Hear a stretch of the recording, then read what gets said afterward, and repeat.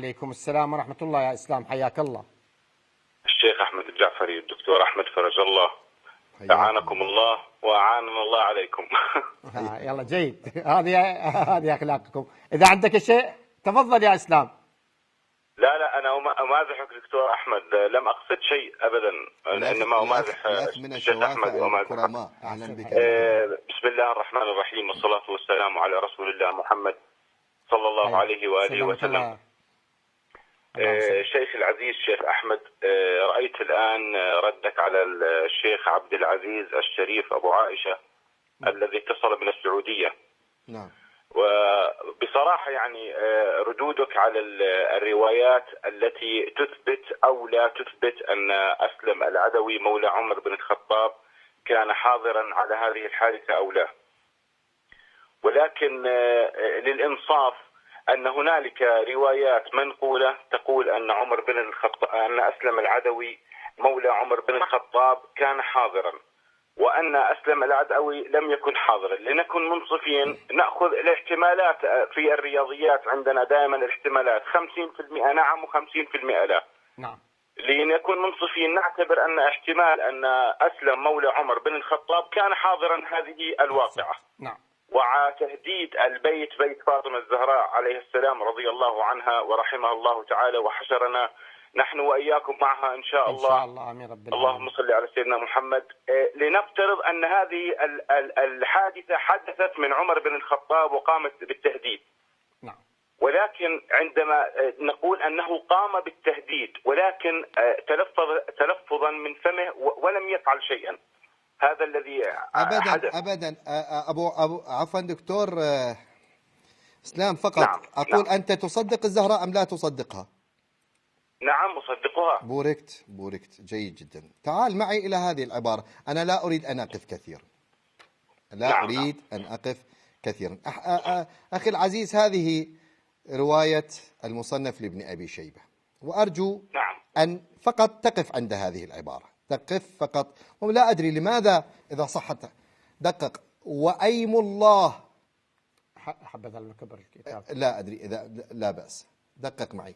ماذا تقول الزهراء؟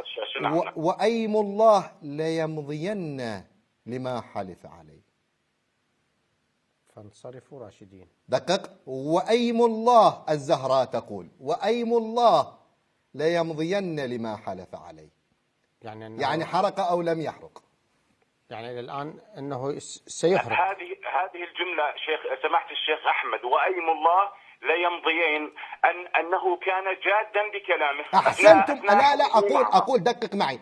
الزهراء تريد أن تقول، والزهراء تحلف. نعم. والزهراء تحلف. دقق معي.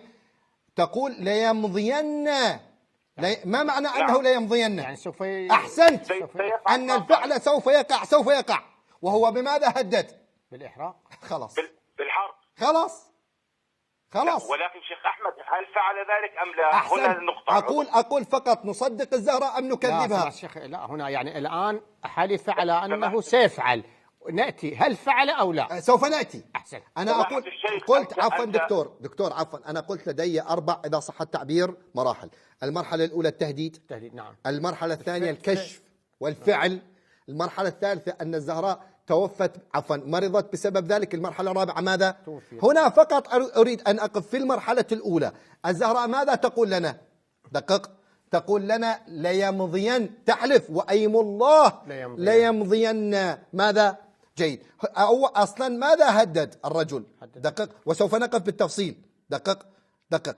يقول وقد حلف في الله ماذا؟ لا يحرقن عليكم البيت. دقق. هنا لماذا؟ لأنه هكذا تهديد، إذا صح التعبير عمر، هذا تهديد عمر. يقول لاحظ، فلما علم ذلك يقول حتى دخل على فاطمة عليها أفضل الصلاة والسلام. دقق في العبارة.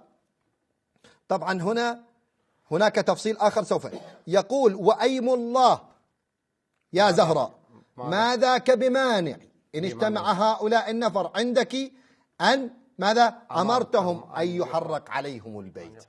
زهراء ماذا تقول؟ وأيم الله ليمضين لما حلف عليه. ليمضين اليوم أو غدا سوف يحرق البيت. دقق. أما قضية الحرق سوف أتي عليها في هذا الجزء الثاني. لكن في نفس الرواية دكتور، في نفس الرواية هناك إشعار قوي جدا، والزهراء تقسم وهي بنت رسول الله صلى الله عليه الصادقة المصدقة، صديقة هذه الأمة، سيدة نساء أهل الجنة، لا تكذب، تقول دقق وأيم الله ليمضين لما حلف عليه. يعني أستاذ إسلام دقق، واضحة العبارة. دكتور أحمد فرج الله وسماحة الشيخ أحمد، أرجو سماعي لمدة دقيقة. تفضل يا دكتور، الوقت لك. الرواية واضحة جدا، والشيخ أحمد الجعفري شرحها بأسلوب رائع جدا، ولكن وأيم الله ليمضين على ما قال، أي أنه هدد البيت بالحرب. نعم. لم يفعل ذلك، هي تقول أن طريقته جدية وكان متعصبا وكان جادا في أمره. نعم. ولا سيحرق عليكم البيت إن لم تبايعوا أبا بكر. أحسنت. لا يوجد في الرواية دلالة على حرق البيت، لا يوجد. أحسنت. واضح دكتور أنا أفهم ما تقول بأنه القضية كأنما قضية مستقبلية، يعني نحتاج إلى أحسنت، رواية سوف أخرى. نأتي. أنا أقول فقط المرحلة الأولى، هل حصل تهديد جدي من عمر بالحرق؟ نعم، حصل. الوهابية تنكر. لا، الآن حصل تهديد. لا دكتور، بعدنا نحن لم نقرأ الرواية، سوف نفصلها تفصيلا. نعم. لأن فيها أحداثيات جدا مهمة، لكن المهم عندي ماذا؟ أن الوهابية تنكر حتى هذه الجزئية لا يمكن أن تنكر. ولذلك هناك كلام سوف نقف عليه في بعض العبائر إذا صح التعبير جدا مهم. دقق هنا في كتاب آخر وهو المذكر والتذكير، سوف نقف عليه. أرجو دكتور فقط تقف على هذه العبارة. يقول فلما جاء فاطمة قالت إن ابن الخطاب قال كذا فإنه فاعل ذلك. يعني أنه فاعل كان تهديده يعني بالحرق كان جادا، وإنه دقق زهراء صادقة، وإنه دقق العبارة فإنه فاعل ذلك. يعني إن لم تبايعوا فهو لا ليست القضية قضية بيعة دكتور. لماذا؟ اجتماع. لا ولا قضية اجتماع، يعني أنه سوف يحرق بدليل هم ماذا قالوا؟ دقق معي، هم ماذا قالوا في كل الروايات؟ أرجو عفوا دكتور، فقط أرجو عفوا.